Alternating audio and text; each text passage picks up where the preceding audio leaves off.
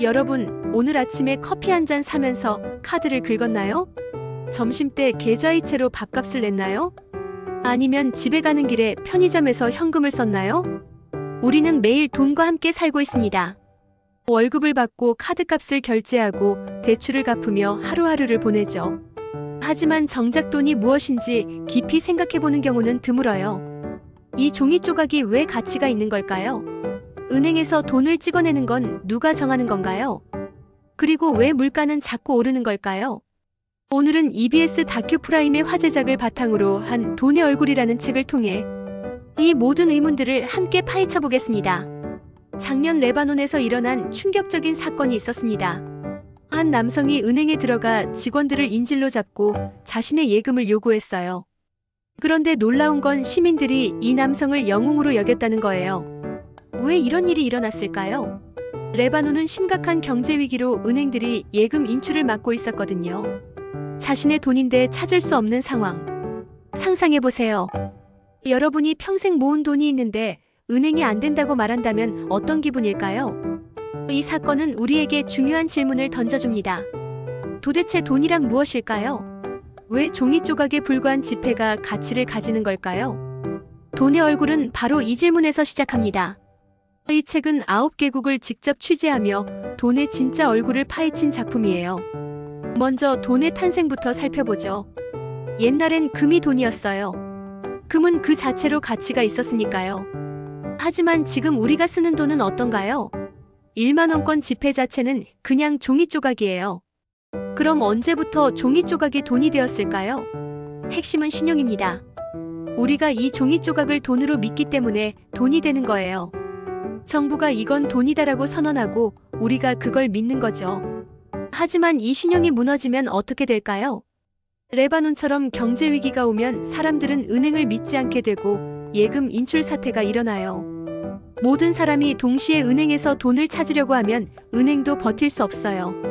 그런데 여기서 더 흥미로운 이야기가 나와요. 바로 이자의 정체입니다.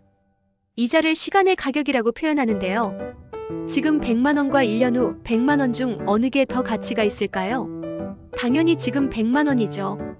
왜냐하면 지금 100만원을 투자하면 1년 후엔 더 많은 돈이 될 수 있으니까요. 그런데 이자율이 바뀌면 세상이 바뀌어요. 금리가 오르면 사람들은 돈을 빌리지 않고 저축을 해요.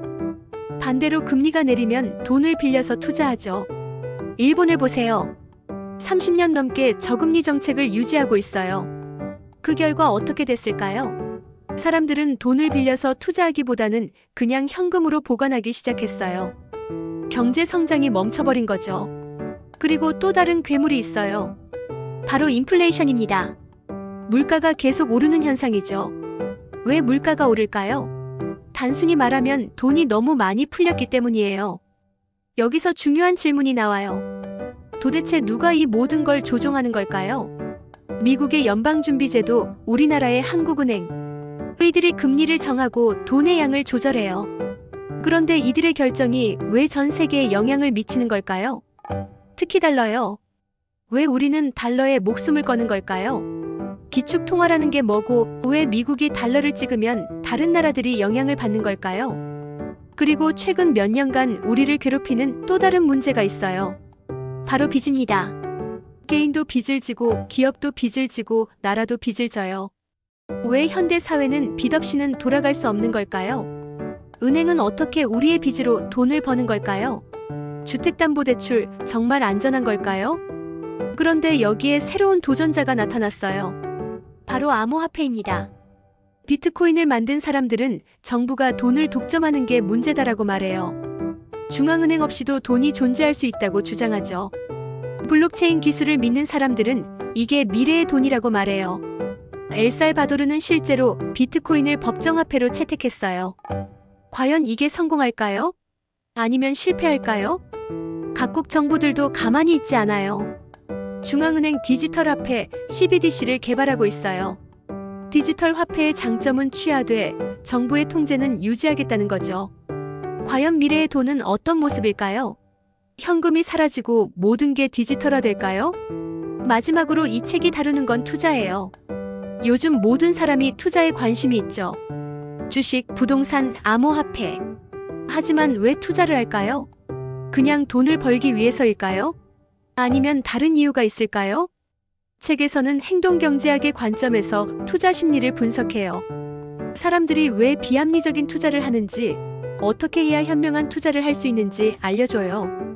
그런데 여기서 작가가 진짜 하고 싶은 말은 뭘까요? 단순히 돈을 많이 벌라는 얘기일까요? 아니에요. 이 책의 진짜 메시지는 돈의 구조를 이해하라는 거예요. 돈이 어떻게 작동하는지 알아야 그 속에서 현명하게 살아갈 수 있다는 거죠. 우리는 자본주의 사회에 살고 있어요. 그 안에서 개인이 어떤 위치에 있는지, 어떤 선택을 해야 하는지 스스로 판단할 수 있어야 해요. 돈의 얼굴은 2025년 7월 5일에 영진닷컴에서 출간되었어요. EBS 돈의 얼굴 제작진과 조현영 작가가 함께 만든 작품이죠. 이 책을 특히 추천하는 분들은 경제 초보자들이에요. 경제에 관심은 있지만 어디서부터 시작해야 할지 모르는 분들, 급여와 대출, 투자 등 실생활 경제 문제에 관심이 있는 직장인들, 사회 진출을 앞두고 경제 구조를 이해하고 싶은 대학생들에게 정말 좋은 책이에요. 투자를 시작하기 전에 경제의 기본 원리를 이해하고 싶은 분들, 그리고 경제를 쉽게 설명하는 방법을 찾고 있는 선생님들에게도 추천해요. 여러분도 돈의 진짜 얼굴을 마주하고 싶다면 이 책을 한번 읽어보세요. 단순히 돈을 버는 방법이 아니라 돈이 작동하는 원리를 이해할 수 있을 거예요. 오늘 영상이 도움이 되었다면 좋아요와 구독 부탁드리고 다음 영상에서 또 만나요.